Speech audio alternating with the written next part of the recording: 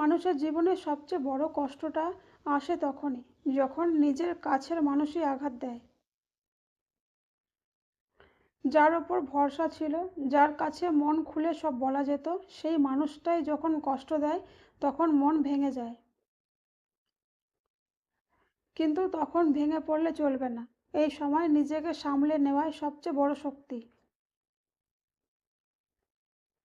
কাছের মানুষ আঘাত দিলে কি করবেন? আজকের এই ভিডিওতে 5টি বিষয় আলোচনা করব। পুরো ভিডিওটা দেখার অনুরোধ রইল। নাম্বার 1, নিজেকে একটু সময় দিন। কাছের মানুষের আঘাত পেলে সঙ্গে সঙ্গে কোনো সিদ্ধান্ত নেবেন না। একটু সময় নিন, নিজেকে শান্ত করুন। সময় অনেক কষ্টই ধীরে ধীরে কমিয়ে দেয়।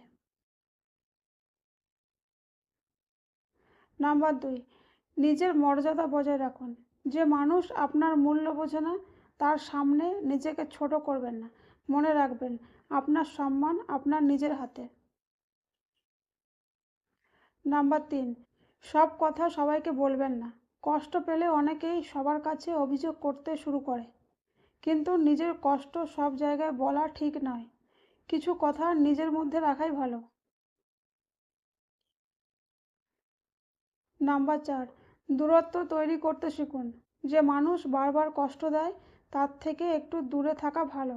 দূরত্ব অনেক সময় মনকে শান্ত করে।